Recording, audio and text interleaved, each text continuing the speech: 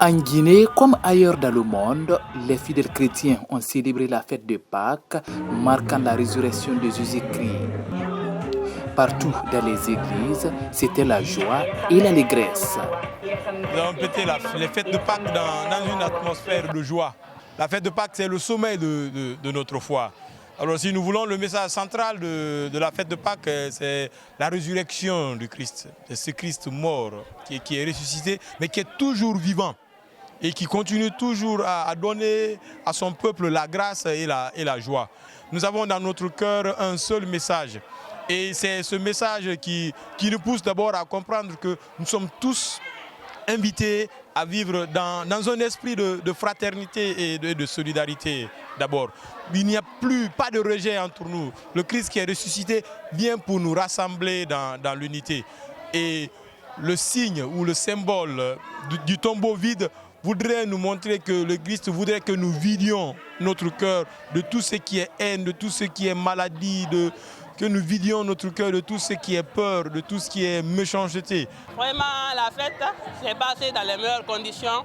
Nous avons prié en famille, en communauté et tout. Nous avons passé la Pâques dans de très bonnes conditions et on rend grâce à Dieu comme la Pâque nous a trouvés dans la santé, la joie et nous rendons grâce pour cet état de fait. Cette fête de résurrection de Jésus-Christ coïncide avec la mort du pape François ce lundi 21 avril 2025.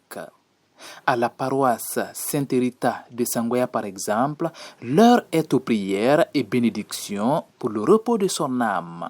Nous avons appris la triste nouvelle ce matin et nous prions Dieu que son âme repose en paix et que le paradis soit sa dernière demeure. Et vraiment, nous prions Dieu aussi à la résurrection du Christ que nous trouvons un pape dans de brefs délais. Ce matin, nous avons appris avec une grande tristesse le décès du pape François. Nous prions pour le repos de son âme, espérant qu'il y aura un autre qui pourra marcher à sa suite, le représenter dignement. Nous prions le Seigneur pour cela et que son âme repose en paix. On ne s'attendait pas à ça, mais vraiment, on doit prendre du courage, prier pour le repos de son âme, comme nous l'avons fait quand il était encore souffrant, pour toujours. Il a beaucoup souffert, mais voilà qu'aujourd'hui, il rejoint la maison de ce Dieu qu'il a tant servi sur la terre, d'abord en tant que prêtre, après en tant qu'évêque, puis en tant que pape. Et surtout, c'est qu'il nous laisse un signe.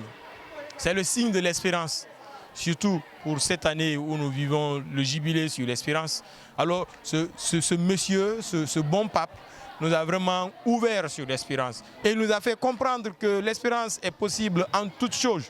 Donc l'Église va garder cet héritage-là de ce pape. Cette fête qui marque la fin de Carême a été célébrée sous le signe de la paix et tolérance entre les fils et filles du pays.